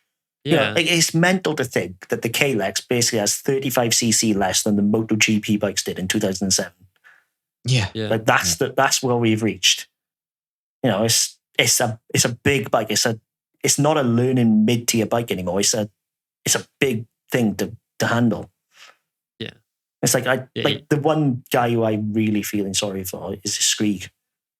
He deserved better. He deserves a Cal-X. Skrieg is a Fermin Aldiger. The fact that as well he's followed in the... We spoke last week about this footsteps. No, but we spoke about these steps last week where you go from the ETC, the Stock 600, to the Chev Moto2, to World Championship that Fermin did. Skrieg has done the exact same route. With the exact same squad? Yeah, with the Rebel rookies in there as well. But Skrieg, he did quite well. He did respectfully well this weekend. He was in Q2 spot for most of the weekend until obviously the end of FP3. But that's also the MV always performs at Valencia. Yeah. Him on a Cal-X would do very well. Yeah. I'm surprised Yamaha didn't put him in place of Nazani, to be honest. Yeah. Because he is a Yamaha contracted rider at the moment. He's on the Martinucci bike. The Yamaha Thailand Cal-X. It doesn't make sense to me, that move. The MV is by far the worst chassis. Yeah, I think there's no other chassis like the NTS in there anymore. So MV I think it's just a case of, if you've got that offer, you just need to take it, do a shit year, and then move on to another better team. But what if this cooks him? He's very young though. He's 18. I hope he can do something on that bike, because otherwise, we're fucked. Sorry, but I don't believe in that MV anymore. No, it's not the best. But with this KTM buy-in, or whatever the hell it is, majority shareholder, like they don't actually get any control. They just distribute in, which I find strange. Like KTM's MO isn't to just distribute, is it? It's to buy in, take over, improve. So to only be distributing, weird one. Unless we'll see the 2018 KTM chassis next year for MV. Yeah, I don't know. I think KTM are just trying to monopolise it, a little bit. Well, they've got the money. They've got the money. I tell you something as well. I'm really excited that Fantic are back. Like, it's only branding. But Fantic are, a historic name in bike racing. I don't know not much about them, to be honest. They've been motocross. They make some really good trials bikes over the years. They've never been huge, and they They sell motocross bikes at the minute, which are basically rebranded Yamahas with their own plastics, Yamaha chassis, Yamaha engines, etc. So it's good to see them back in a position to sponsor a team, because they basically went bust for years. Their last appearance in the World Championship was 2005 on the 250s. And Arnaud Vincent was the reigning 250 champion at that point. Hopped on that, couldn't even get like pre-qualifying done or anything. Such a shit bike. So good to see him back sponsoring, not building. Yeah. In the Moto2 race as well, before we go on to MotoGP, Ben Schneider also, like Dennis Lonchu, was able to finish every race this year. Mm-hmm. Yes. Furman, Furman got fourth as well. Loved his lead. Impressive. Yeah, it looked really cool. He was a bit underrated this race. Didn't really see too much about him. So his fourth place is really solid. Again, his starts. If he doesn't fall back at the start, he would have put podium there. No doubt in my mind. So would have Jake Dixon, because he fell back to 23rd and then ended up 7th. Well, he started 23rd, didn't he? No, 15th. Was it 15th? 15th, fell back to 23rd, finished 7th. Like, if he had actually just started well, he could have been up there. Yeah. But similar. Bad start. That's the story of Dixon's Moto2 season so far, though, isn't it? His starts have been crap, but his mid-race and then late race pace have been incredible. Yeah, his late race pace is brilliant. But his qualifying and his starts have been letting him down. I think he knows what he needs to work on for next year, though. Oh, yeah. Whether he can do it is another matter, because it's bloody difficult. The starts are very tough in Moto2 because there's a lot of big bikes going for the same piece of tarmac. I genuinely see him battling for the championship next year. At the start, anyway. I don't know how the whole season will go, but I think he'll come out strong. I wouldn't put my money on him, but I think he'll do well. No, Dixon. I think he'll do well. Yeah, I could see him doing well. I can see him being my money up there. I'm not saying he's going to win the championship, but I see him taking another step up. Well, it's tough, isn't it? Because obviously a lot of talent is coming in as well. Yeah, but he has the experience, and I think we've seen it with the likes of Tony Arbolino and Albert Arenas. Apart from Pedro, who's obviously come in and bossed it. You need a bit of time. You need a year. Second year, you're up there, you're getting podiums, but maybe a win. As I've said before, my concern with Dixon is that he has already reached his limit. I don't think so. No, I don't. I think I there's more hope to not, give. because we do need a British rider competing at the top of the MotoGP standings. But I've said it before, like the step he made from 2021 to 2022 was incredible. I don't see him making the same step, but I do see him taking the next step, which is a few race wins. Now, once he gets that's the first one, this is much harder than the previous step. He just needs the first win, and then he's basically made an 80% step, and now he needs to make a 1% step. And that's the hardest one. Then. Yeah, that's the hardest part. I do see him doing it, though. I wouldn't be surprised, put it that way. But at the same time, I don't know if I can. But I'd put Firmin in somewhat of the same regard. I think he needs more consistent results, but also I think if he gets a win, Firmin could be on similar form as Jake Dixon. Yep. And one other guy who I'm gutted for that he didn't get a better seat was Marcos Ramirez. Like, that MV doesn't work for him. And he's had his chance now. He's going back to Supersport next year because he ain't doing anything on that. Is he? He's not on the entry list, is he, for next year? Yeah, 24. Sorry, I wasn't listening. 24 now, not 42. Ramirez, he's gone back to 24. He's returning back to the 24, that he used years ago, back when he was in the Galicia squad. Oh, Pedro's back to 37 as well. Yes, they can reuse Augusto's fairings, can't they? Championship is won. Championship confirmed. Already confirmed, And Niccolo Antonelli's back to 23 as well. Well, he's back to chair. Not that he's even in a race there, but... Well, Borja Gomez would have to change numbers, wouldn't he?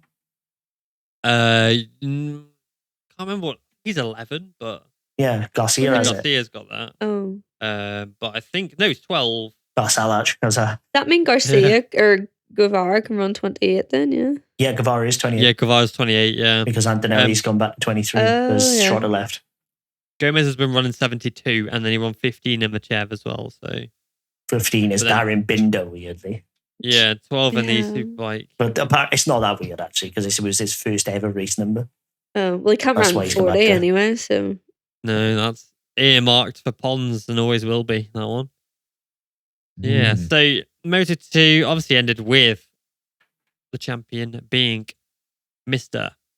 Augusto Fernandez, with Iagura in second place, Owen Canet third, Oblino fourth, Costa Rookie of the Year in fifth, ahead of Jake Dixon, Celestino Vietti, who scored 65 points since Catalonia. Imagine saying that after Catalonia. Wait, no, he didn't even score that. After Catalonia, he scored 23. Hold on, I'm just doing the maths in my head. 32. He was still leading the championship at Catalonia. Imagine saying at the end of the season you'd finish 7th. Yeah, to score 32 points. I think to still finish 7th is incredible. You probably could have knocked him over with a feather. Yeah. He's in that 5. In 11 rounds, he scored 32 points. Of all the riders. How many DNFs? 3, 6, 4, 5, 6, 7. Wait. 1, 3, 4, 5, 6, 7. 7 with this weekend. In 11 rounds? Yeah. Like, terrific. If there's one rider who needs 2023 to come now, it's him. No, because he's got a long lap penalty to take in the first he's race. Got 2 long lap penalties, yeah. Yeah, you got the meatball flag. Oh my God. Like, that is one hell of a way to end and start your next season with a double long lap penalty. Is it double or single? I can't remember. I don't know, but it is a long lap penalty of some sort. Yeah. He didn't adhere to the meatball flag, so. The fucking idiot. Yeah, sorry, my God. He's, unbelievable. Yeah, unbelievable bottle job. Holy shit. But yeah, Vietti 7th, Lopez 8th, as given he missed the first 6 rounds. Impressive. Roberts 9th, Chantra 10th. Trotter 11th, who's leaving the championship to race in MV Augusta and will be racing for MV Augusta at Phillip Island in the World Supersport race this year in 3 weeks' time, 2 weeks' time. And then goes to the wild bend. Card. Yep, and then goes to the bend afterwards with Senna Aegis, Joel Kelso, Harrison Vaught, Jack Miller, Josh Herc. Yeah, the regular ASBK riders are the big. I know Max Stuff as well. Looking forward to it, so he's relishing the chance to go after him. Yeah, Bo Ben Schneider 13th, Navarro 14th, who missed the last 3 rounds because he broke his leg. Fermin Aldeguer 15th, Manu Gonzalez as a rookie again 16th. Cameron Bobier 17th, October 18th, Lowe's 19th. Who, holy shit! Like look at the races he's finished started, unreal, and then 20th started. Lowe's Sam is Lowe's just missed 1, 2, 3, 4, 5, 6, 7, 8, 9, 10, 11, 12, 13, 14. 15 if you count Thailand zeros. That's obviously races not started and just not finished. Yeah, when he's been on track, he's not been half bad. He's been all right. But he's been on track for 5 minute intervals. That's the problem. Yeah. You'd hate to be the people lasted literally 3 minutes. Yeah, you'd hate to be the people finishing behind him, considering how much he's missed. Yeah. Like given he's missed most of the season. To him, finishing ahead of 11 other riders. Like, what are those riders doing? Legit. Kubo's there, Zaccone's there, obviously Baltus is there, Lorenzo Del Porta's there. Baltus even further, is a shock. Yeah, massive shock. Even if you go further though, Romano Fanati's in 27th. Behind him, Sean Dillon Kelly, Marcos Ramirez, Gunther van der Gorberg, Simone Corsi, who scored a 0, Antonelli. We should shout out about Corsi. He's had a hell of a career.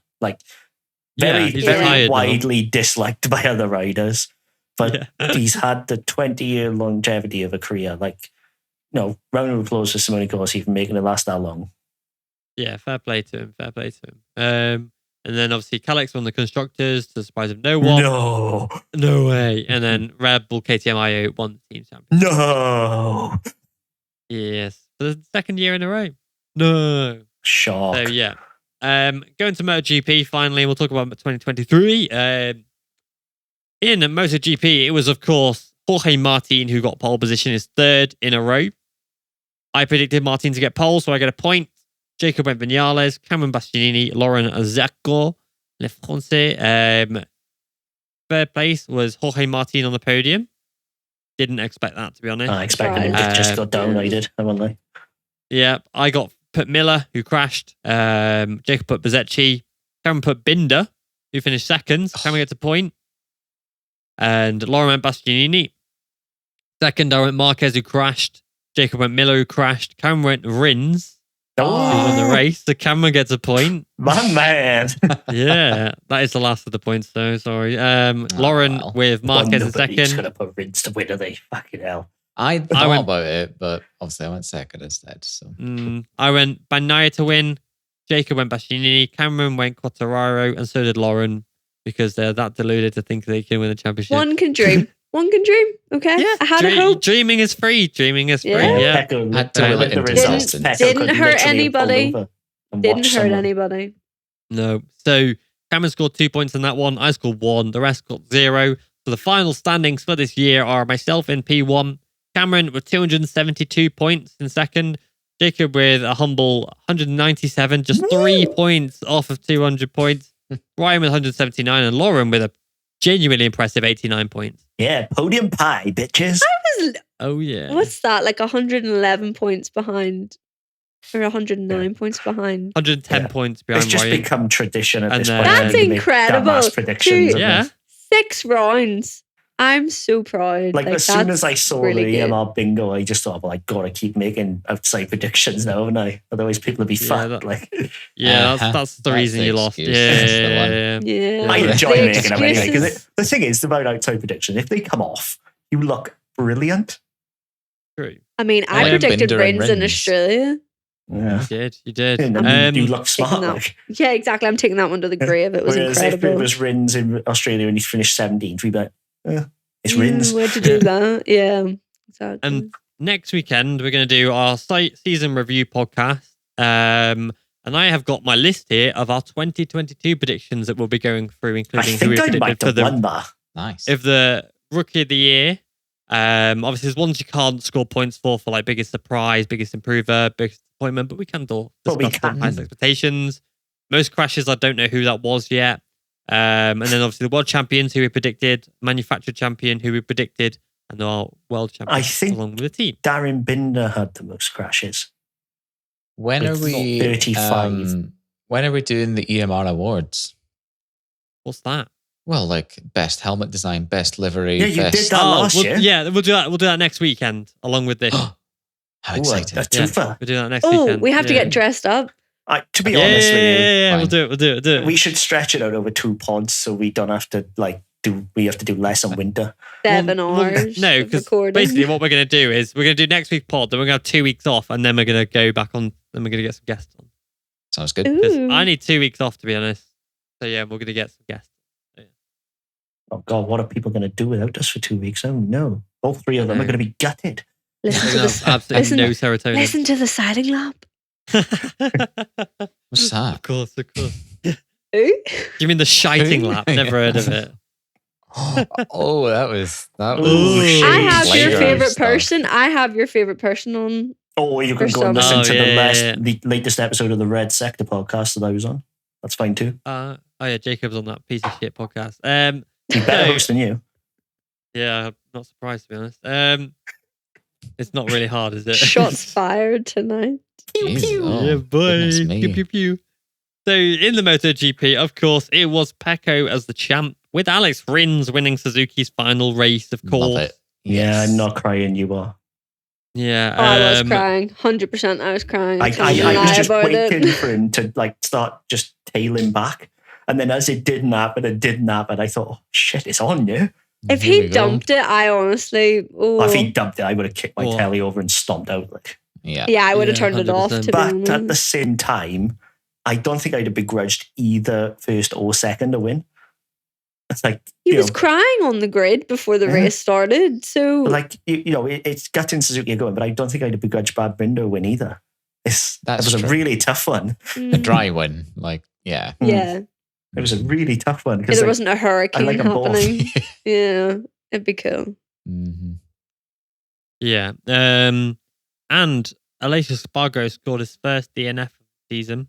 And lost third. With his bike breaking and, losing third in the standings, which is gutting. Yeah. Highs and lows in motorsport. It's also about $1.5 million difference to Aprilia, apparently. Yeah, it's a lot of money, and obviously Aleix lost a bag on the thing. Also, Nea Bastianini is a lot richer, thanks to finishing third in the standings. But yeah, big shame for that. Yeah, especially given how well he's done this year and how well Aprilia have done, and sad to see the technical issues have obviously cost him that, because he did deserve third in the championship. He fully deserved that. Anea's had a stunning year, and Anea also deserves third in the championship. But on a feel-good factor, and obviously where he's come from and where he is now, to win his first ever Grand Prix this year, Aleix deserved something out of that. The thing is, though, doesn't show anything near it. In the context of MotoGP, fourth for Aprilia is still fucking incredible. Still fucking amazing, yeah. It's that simple. I don't think they're going to be upset about fourth, but I think that shows how far they come. They will be slightly gutted. They lost third. Mm-hmm. Yeah, but surely that's still his best result ever. Yeah, it is. Yeah, it is. So, of course, he's going to be annoyed, but I think when he gets over the being annoyed, he'll be like, holy shit, that's still incredible. If you're Aprilia and you're in the mix till the second last race of the year, it's like, even 2 years ago, that was unthinkable. Let alone 5. It's like, if Aprilia can make another step, we could be in for a roarer. I think 4 riders on their disposal next year. Yep, and like as I said previously, I can't see Pecco even being top 4 next year. No one's beating Enea Bastianini. I got to back you on that. I think Enea is going to win that championship. Just based on form at the end of the season there. Not even that, so much as I'll call it the Petrucci effect. It's that extra 1% that you need to take an extra step. For Petrucci, the Petrucci step was to win races. For Bastianini, it's the title.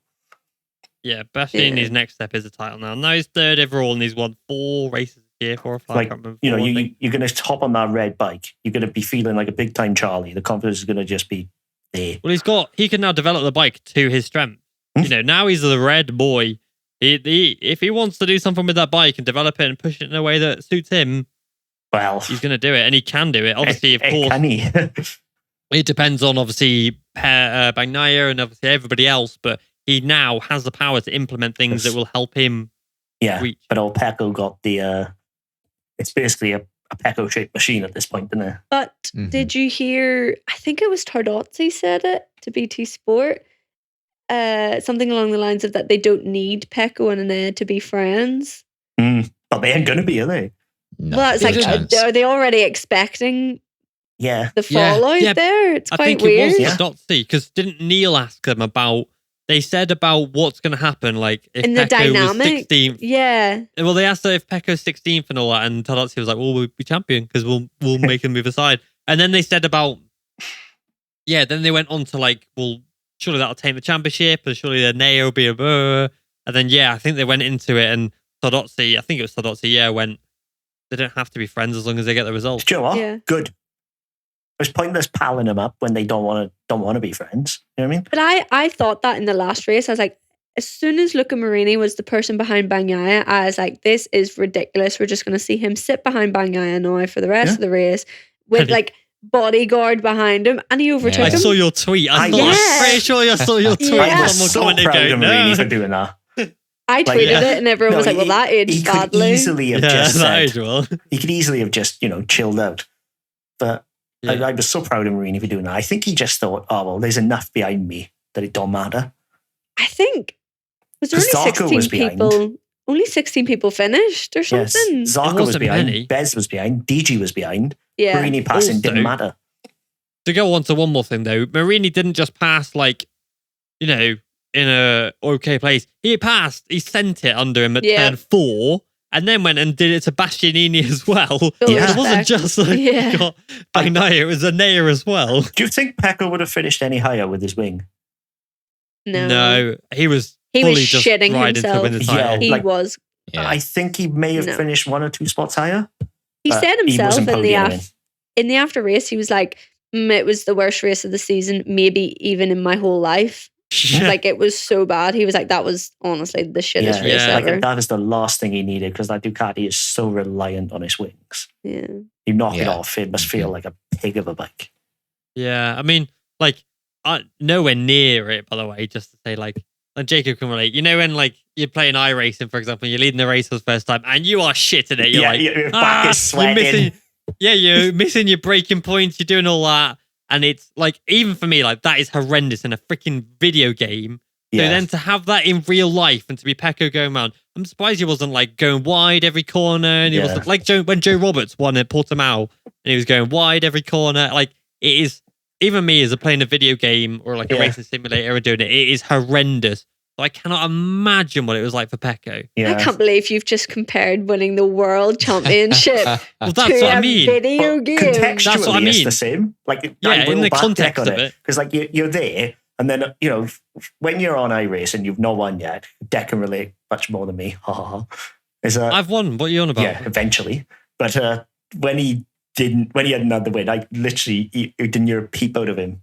We was in Discord. I was like dead silent. And literally, I didn't hear a peep out of him for about 3 laps. And I'm like, "You're all right." And all I heard was, "Shut up." And Pecco must have been exactly like that. Like, if there'd been a voice in his ear, he might have been like, "Oh, just shut up." Yeah, Tordozzi just niggling in his ear. Like if they had the fucking, you know, and the ship to shore, like in F1. Like ship to shore, because like obviously you can't relate me playing a racing simulator to Pecco. But in the context of me leading a race in that and being absolutely shit scared and missing my braking markers and going like and just being so like actually shaking, like my palms are sweating. So for Pecco to be on the cusp of winning a world championship like that, I cannot imagine what the hell was going through his head. For him to even scrape 9th, I'm like, well, the thing is, pressure is pressure, no matter the context. So he would have been feeling exactly the same. You know why exactly I think the same. Yeah. Why I think he was so nervous, though, is that I genuinely think he was worried that he was going to crash and Fabio was going to win. I think he knew in his head that as much as it was the craziest possibility ever, that it really could have happened. I think, especially with how good Fabio felt. He improved at the end of the race because he could see Fabio wasn't going to win. I think the pressure lifted then, and you could see it was visible. Like, his arms were less tense. You know, he was less stiff. So tense all weekend, though. Like, losing that wing would have only added to the pressure. Because he was going wide as T1 and all that. He was probably riding like stiff as hell. Sure, free practice 1. Fabio was the fastest and Pecco was 17th. And if that was the race, it was over. It was it wasn't going to happen, though, was it? It's realistically, Pecco did the exact thing he needed to do, which was fight and let the others go. To be fair, at the start of the race, when he was battling with Fabio, which is what we were asking for all season, there was a moment. There was a moment where I was like, "He's going to go down here." Like Pecco and Fabio. I was they like, were going down together. I was talking to someone, and I was like, "What do you think would be the worst scenario as a Fabio fan? Would it be that Fabio gets drafted over the line by a Ducati on the final lap and comes second, so he doesn't win the title? Or would it be that Fabio wins and then, say, for example, Pecco drafts Morbidelli over the line for 14th? Which one do you think would have hurt more?" Probably both. Him not winning it, I think, was enough for Fabio fans. Like this, you know, to be drafted over the line by a Ducati. Do you know what was good for him, though, that he finished ahead of Pecco? I think that was very respectable. The problem he's had is he's not done that enough second half of the year. When the pressure's been lifted, he was unstoppable. Yeah, he was. You could tell when the pressure had been lifted. Whereas when the pressure then got piled on Bagnaia in the last 2 rounds, he didn't look like the Bagnaia we'd seen at the start. The thing is, though, the point I wanted to bring up was, I think this shows that both Fabio and Pecco are not at Marc Marquez's level, because Marc Marquez, when titles were on the line, he'd go and win. He didn't. He just looked like the exact same rider. And that is scary. But in Sepang, Pecco came from 9th to 2nd in the first corner, then went on to win the race. Fabio came from 12th to 3rd. Like, I do think there is glimmers of it there, but no one is ever going to be like Marc Marquez again. I don't see anyone. He's totally immune to pressure, isn't he? It's so like even on like the if you fucking, could bottle his mind, his immunity to pressure, you'd make millions. Well, even He's when a Marquez, robot, that's why. Yeah, like even when he was 20 years old, and it was Valencia, went to the last round, and could have won the world championship, and he still wasn't like it didn't seem like it phased him. 125's Estoril 2010 crashing on the warm-up lap, getting the bike back, panicking to fuck, rebuilding the bike, and then going on and winning the championship. He was crazy back then, though. Like he was, but like the pressure he was unhinged at that point. Just didn't matter to him. Like, and I think if you're going to reach Marc Marquez's level, you need that immunity to pressure. And the issue is, you're either born with it or you ain't. Yeah, but I don't think anyone, like we had Valentino Rossi, then it was Marc Marquez dominance. We're not getting another. There's not an era anymore. Yeah. The closest, until Pedro Costa but that's what I was going to say. The two but that's not another 3-4 years. Of Pedro and He's got Guevara. a contract for 2024. That's the thing. Like Pedro and Guevara are the two who seem most mentally strong coming through. Mm-hmm. Guevara is very. But last year you would not say that about Izan Guevara. No, this year I would though. That's the good thing. Yeah. But whereas like Pedro has like stupid confidence, like Portimao when he was like waving at Foggia on like the, you're like bloody hell, mate. But like on the warm up it was, and he was like hi. You're like, but like if you look at like down the MotoGP, all the classes, I can't think of anybody other than those two who you would think pressure's honestly not just Pedro. Them. I wouldn't even say Izan. I would say Pedro. Guevara this year, but because as soon as he started regularly winning, the confidence went up. But there's a lot of people that if they do start winning, they will have that confidence, and that's the difference with a few people. I think. Yeah, I think like it's like with Jake Dixon. When Jake Dixon wins his first race, I think he'll win a few. Yeah, that's the thing. I think it's an if, not a when. Whereas with Guevara, with Pedro, like in MotoGP, especially with Pedro, it's a when, not an if. Yeah. I want to give you a quick fact I just read on Twitter as well. I'm going to give credit to Swinksy. If you go on Twitter and follow Swinksy, because she's like a beast. Really good. So she's basically tweeted saying that it's historical. Up to 5 different riders have won at least 3 races in Moto2 this year, which is Augusto Fernandez, Vietti, Agura, Arbolino, and Acosta. This has never happened in any category of the entire history of Grand Prix racing. This is what I mean. Wow. There's too much of a standard these days. The level is so high that we are not going to see another era of dominance. You're right, yeah. The thing is, unless Marquez, the only one I can see doing it though is Marquez coming back and the only one who's close to Marc Marquez is Marc Marquez. Yeah, put Marquez on a Ducati and we'll probably see that again. But that's we've seen sprinkles. I think the next 2-3 years will be important for the likes of Fabio and Pecco, or maybe even Mir, to establish themselves. Won championships, know what it takes to win championships. I think those 3 are going to be the ones that you're going to want to watch out, and that'll be very make it or break it for them as to whether or not they're going to be dominant. The thing about those stats, though, as well, is you've got to take into account that it's the longest season we've ever had, and it's only going to get longer. There is more opportunity for people to set those records. Yeah, and they will keep coming. Like we got 3 more races in 2019 and 2022, yet you still can't see Marquez's 2019 record being broken, can you? No, it's madness, to be honest.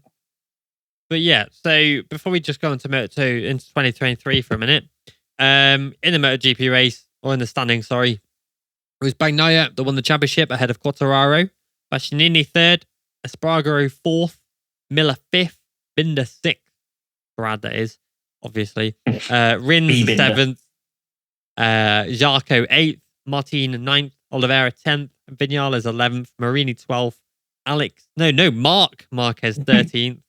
Marquez is the greatest of all time, by the way, because he purposely finished 13th to pay respect to Angel Nieto, 12+1. So, legend. Pizzacci 14th, Mir 15th, Espargaro pole 16th, Alex Marquez 17th, Nakagami 18th, 19th, Franco Morbidelli 20th, Fabio Digia, and then to finish off the full-time riders, Dovi 21, Raul Fernandez 22nd, Remy Gardner 23rd, and Darren Binder 24th. The Crypto Data RNF Yamahas look great, didn't they, as well? Oh, that was pretty. It's a shame Binder I fucking hated them. I liked it a lot. Yeah. I liked it. Need a splash of colour sometimes. Wait, where did Rins finish? 7th. Ahead of... If Zarco. I just wish... Zarco, Martin, Oliveira. I'm just going to come right out and say it now, though. I think if Suzuki had announced they were leaving way later, Rins would probably have challenged for that title. Yep. I agree. Bold claim. Like, they announced it super early, and it fucked Suzuki. Yeah. They should have just waited till Australia and then dropped it. Like, would have been better off. But then they'd have been fishing for contracts at the end of the season. Yeah, no, that would have made it worse, I think. Well, no, obviously tell them, like, thing, but because don't officially announce it, because then there's always hope in there. What if they'd done that? Rins had won the championship and then he's out of a seat. Yeah. Yeah, because he was very nearly out of a seat full stop this year, wasn't he? Mm-hmm. I wonder how much he brought to LCR.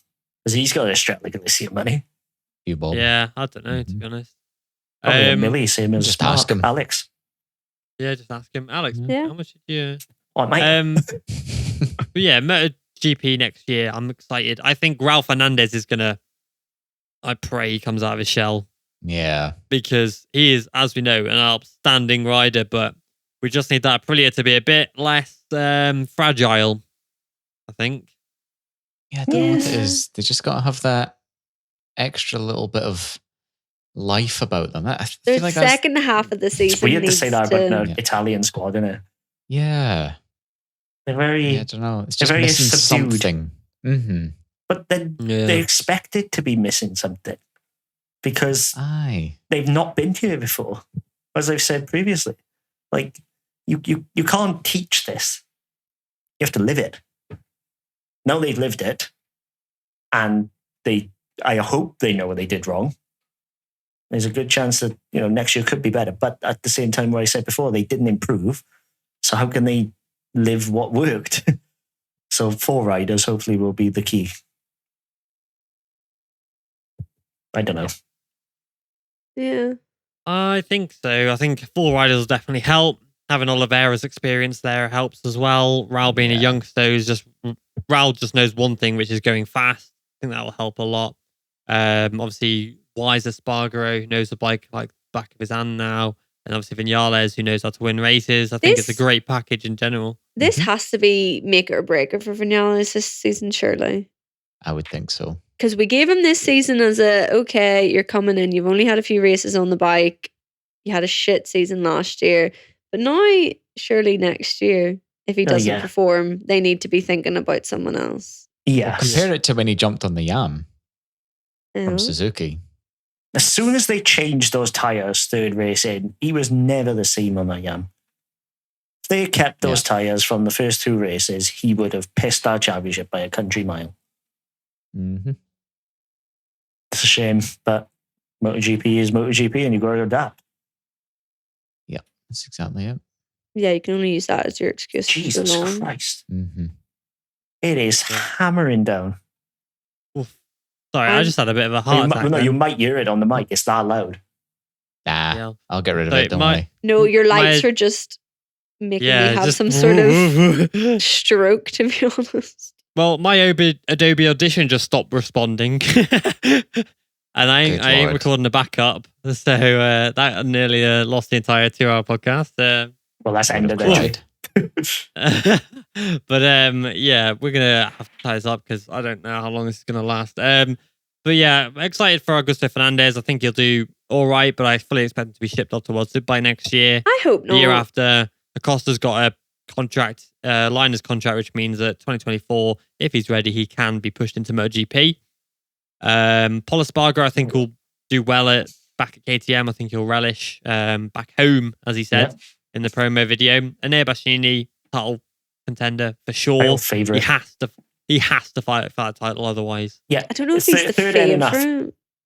No, I wouldn't say favorite, but he's definitely in it. Yeah, even though I did just say it's going to be hard to look past him, I think it'll be the 3: Pecco, Fabio, Enea. Well, see, I don't think Pecco's even finishing like fourth or fifth. I don't.